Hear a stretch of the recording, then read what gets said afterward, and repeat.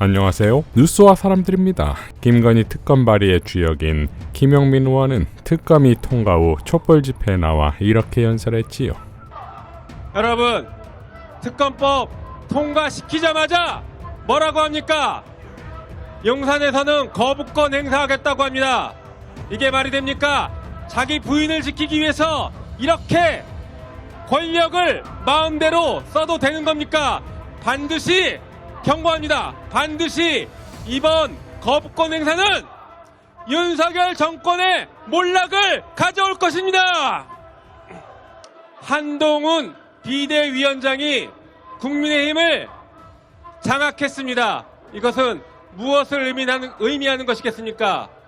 저는 예전부터 말씀드렸지만 여의도에 여당이 없다라는 것을 평가할 수 있는 일이라 생각합니다.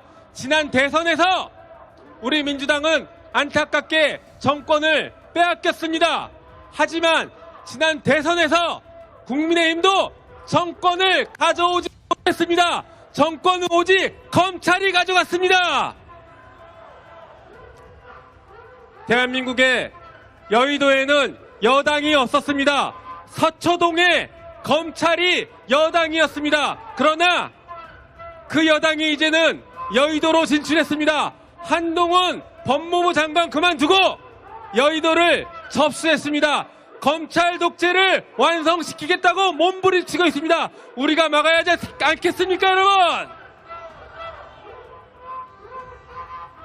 과거 신군부 쿠데타 세력은 정권을 잡자마자 기존 정치 세력인 공화당을 해체시켜버렸습니다.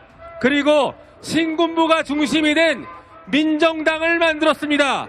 지금 검찰 쿠데타 세력, 검찰 특수부 세력들이 그 전철을 그대로 밟아갈 것입니다.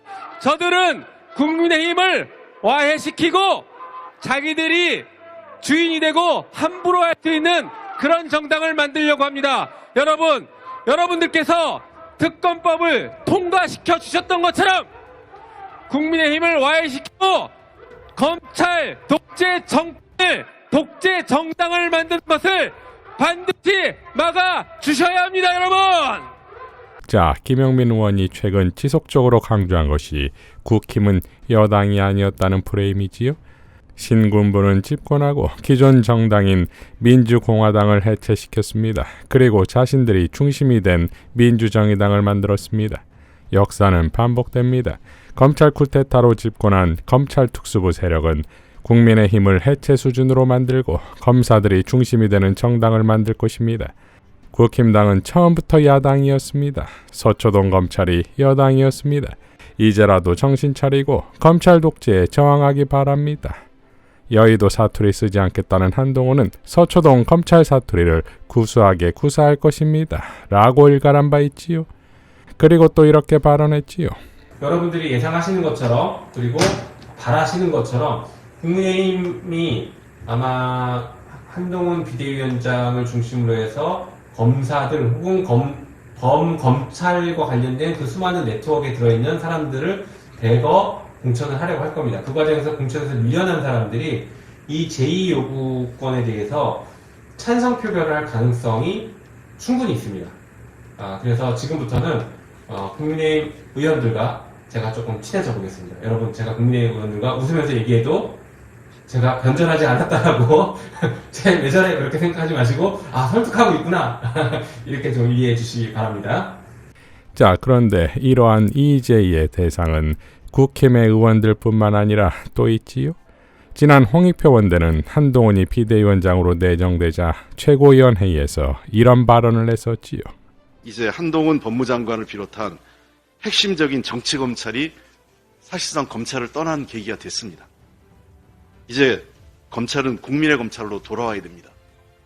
이원석 검찰총장이 자신의 역량을 발휘해야 할 때입니다.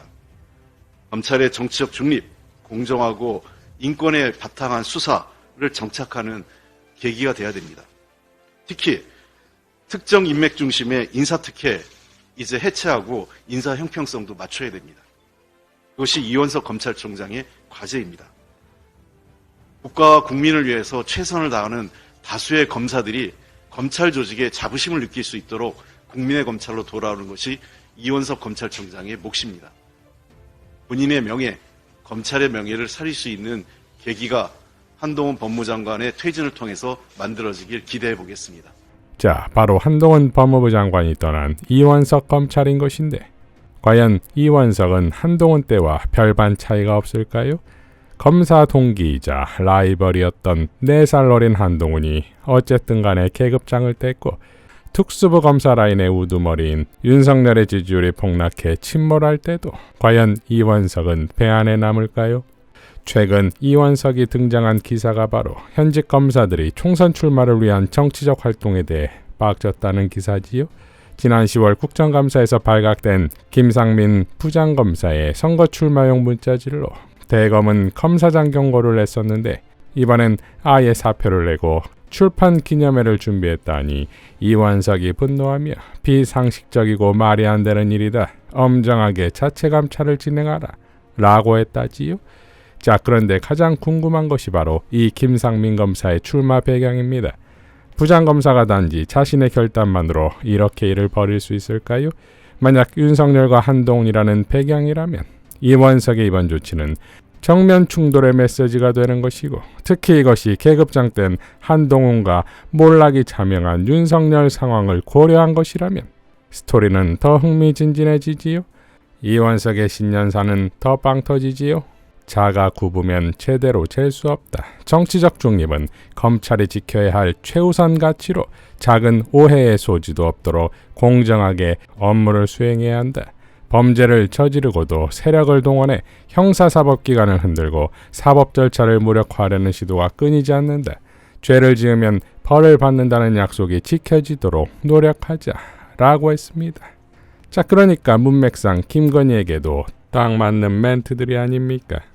과연 윤석열 정권에 그것도 한동훈 법무부까지 2중, 3중의 족쇄로 묶였던 이원석 검찰총장이 자신의 임기가 끝나는 2014년은 그동안 윤석열, 한동훈 정권의 시녀 노릇에서 벗어나 침몰하는 정권에서 탈출할 수 있는 절호의 기회가 되지 않겠습니까? 지난 부산의 한 횟집에서 술 마시고 나오며 민간에 완벽하게 노출된 윤석열과 그 일당들이 먹은 회식 비용을 하승수 변호사가 공개 청구하자 대통령실은 국가안보보장, 국방, 통일, 외교관계 등에 관한 사항으로 공개될 경우 국가의 중대한 이익을 현저히 해칠 우려가 있다는 이유로 정보 공개를 거부하지요. 이에 하승수 변호사는 소송에 들어갔고 재판에서 대통령실은 회식 비용에 대한 정보 부존재를 주장합니다. 이에 재판부도 상식적으로 납득되지 않는다고 밝혔지요. 이 재판은 내년 2월에 1심 판결 선고 예정이지요. 자, 이것은 국내판이요. 이번 해외판이 또 나왔습니다. 하승수 변호사는 이렇게 밝혔지요. 11월 24일 프랑스 파리에서 윤석열 대통령이 재벌 총수들을 불러 저녁 식사 및 술자리를 가졌다는 언론 보도가 있었습니다. 그래서 그날 사용한 식사 및 술자리 비용에 대해 대통령 비서실에 정보 공개 청구를 했는데 중대한 국익을 현저히 해칠 우려가 있다는 이유로 비공개 결정 통지를 해왔습니다. 그러면서 정보의 보유 여부도 확인해 줄 수 없다는 문구를 덧붙였습니다.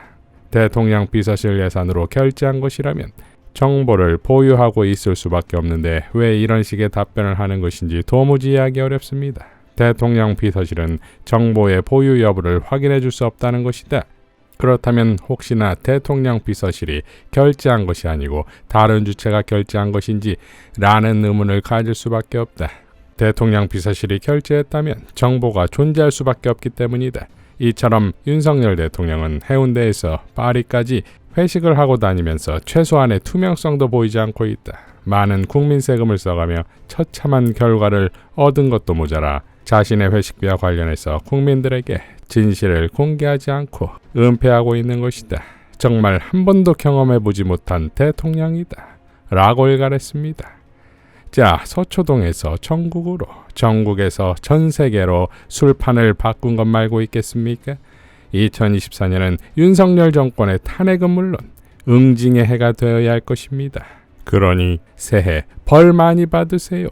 이상 누스와 사람들이었습니다. 시청해 주셔서 감사드립니다. 그리고 시청자 여러분, 새해 복 많이 받으십시오.